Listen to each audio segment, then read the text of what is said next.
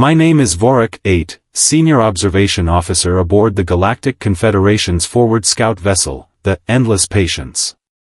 And yes, before you ask, the name of the ship was chosen by someone with a truly catastrophic sense of irony. Because on the day the Drath-Kol armada arrived at the edge of the Terran solar system, patience was the very last thing any of us had. Let me paint you a picture of just how bad things were. The Drath-Kol. 12 warships, each one roughly the size of a small moon. Weapons capable of melting the crust off a planet before breakfast.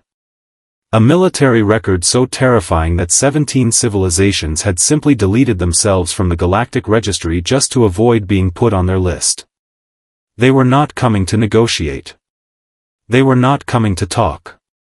They were coming because humanity, in its glorious and baffling wisdom, had accidentally blown up a Drath-Kol diplomatic shuttle 6 months prior while testing a new type of recreational explosive.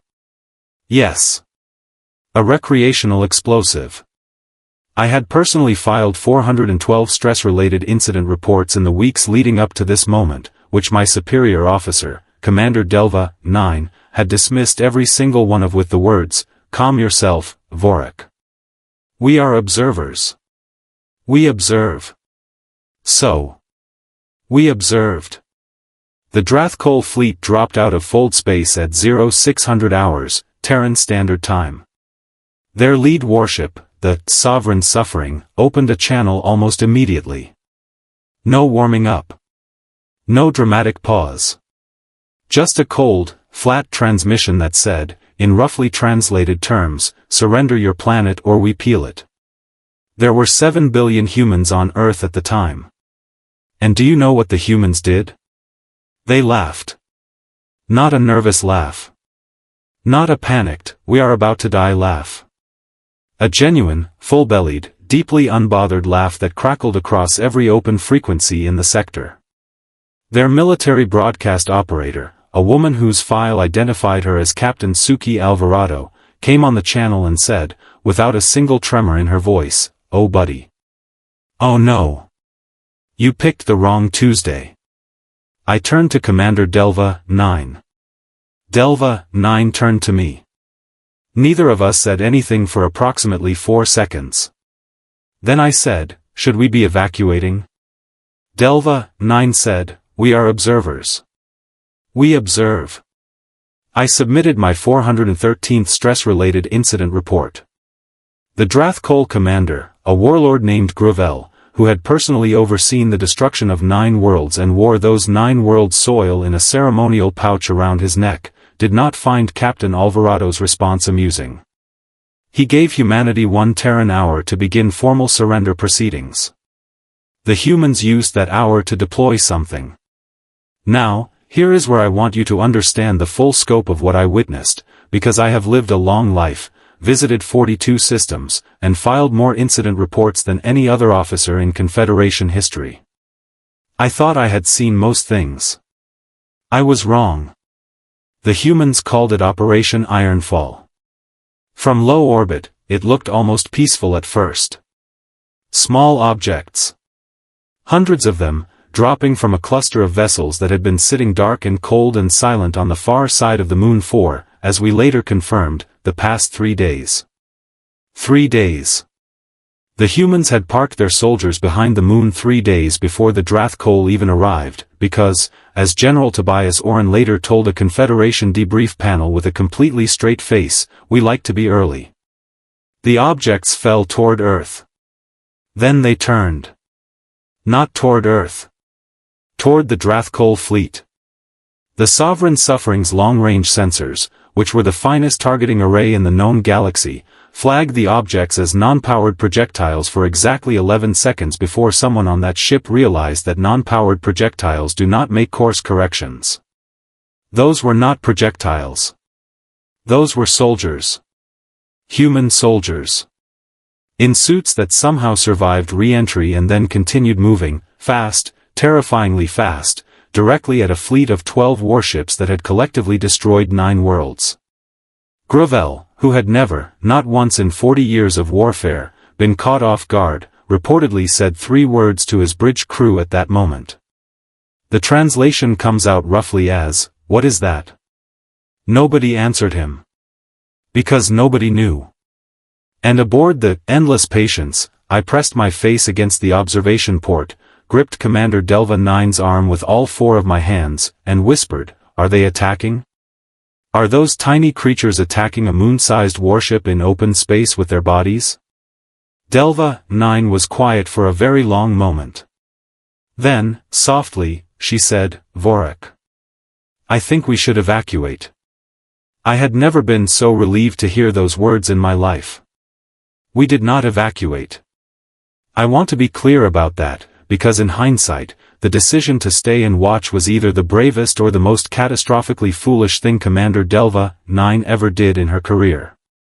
Knowing her, it was probably both. She pulled my four hands off her arm, straightened her uniform, and said, "We observe. That is the mission.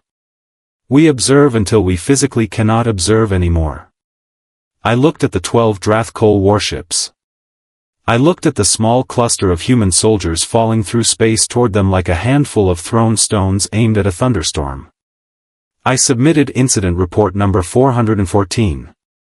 Then I watched. The first human soldier to make contact with the Sovereign's Suffering hit the outer hull at a speed that our instruments refused to calculate correctly 3 times in a row, because the number it kept producing was one that our engineering team had previously classified as theoretically possible but practically absurd. The impact registered on our sensors as a mid-level seismic event. The kind of event that, on a planet, would crack windows and knock furniture over. On the Sovereign's Suffering, it cracked the outer hull plating of Deck 7. With a person. A single person.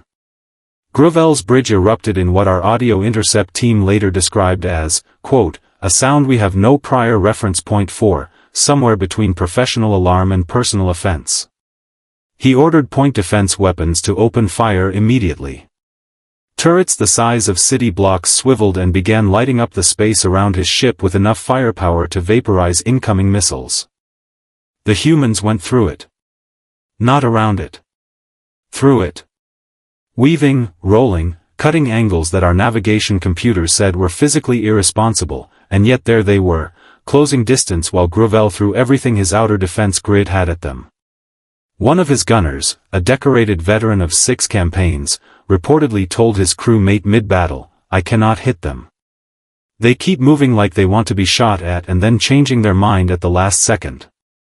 That is, as I came to understand humans better over the following years, a deeply accurate description of how they operate under fire. The second breach happened on Warship 4. The third and fourth happened simultaneously on Warship 9, which the humans had apparently decided deserved extra attention for reasons that were never fully explained in the debrief. By the time Gruvel realized his point defense grid was not solving the problem, he had breaches on 6 of his 12 ships, and the soldiers were inside. Inside. Inside a Drath-Kol warship. I want you to understand what that means. The interior of a Drath-Kol vessel is not designed to be kind to uninvited guests. The corridors are pressurized at levels uncomfortable for most species. The lighting operates on spectrums that cause disorientation in non-Drath-Kol biology. The crew are soldiers, every single one of them, trained from birth for close-quarters combat in those exact corridors. Gruvel had, on 3 separate occasions, used interior breach scenarios as training exercises, because he believed the interior of his ship was the safest place he could possibly be during any battle. He stopped believing that at approximately 0748 hours, Terran Standard Time. Our audio intercepts from inside the Sovereign's Suffering during those 22 minutes are still, to this day, classified at the highest level of the Confederation Security Archive. I have read the transcript. I am not permitted to share most of it. What I can tell you is that at one point, a Drath-Kol soldier with 30 years of combat experience transmitted a single line to his squad leader that read, "They are not stopping." Why are they not stopping? And his squad leader, who had no good answer, said nothing. What came through the channel instead was noise. Human noise. Specifically, one of the soldiers, a man whose personnel file listed his name as Corporal Fenwick Dara, was apparently singing. Not loudly. Not aggressively. Just quietly, to himself, while clearing corridor by corridor inside an enemy warship in the middle of a fleet engagement. The song was later identified as a traditional Terran folk number. The chorus included the line, "And we'll all go together, down to the valley below." Fenwick Dara was awarded 3 commendations after the battle. One of them was specifically for the singing, because General Oren said it had measurable psychological impact on enemy communications cohesion. He was not wrong. At 0802 hours, Gravel did something that no Drath-Kol warlord had done in recorded military history. He transmitted a ceasefire request. Not a demand. Not terms. A request. The distinction matters enormously in Drath-Kol culture, where requesting anything is considered a form of surrender all by itself. Captain Suki Alvarado, who had been monitoring every frequency this entire time, came back on the channel within 4 seconds. She said, "Yeah, okay. Get your people to stand down first." Gravel stood his people down. The human soldiers stopped. Just like that. Mid-corridor, mid-breach, they stopped, held position, and waited. Fenwick Dara, reportedly, stopped singing, which one Drath-Kol soldier later said in a post-conflict interview was, somehow, more frightening than when he had been singing. The ceasefire held. Gravel agreed to formal arbitration.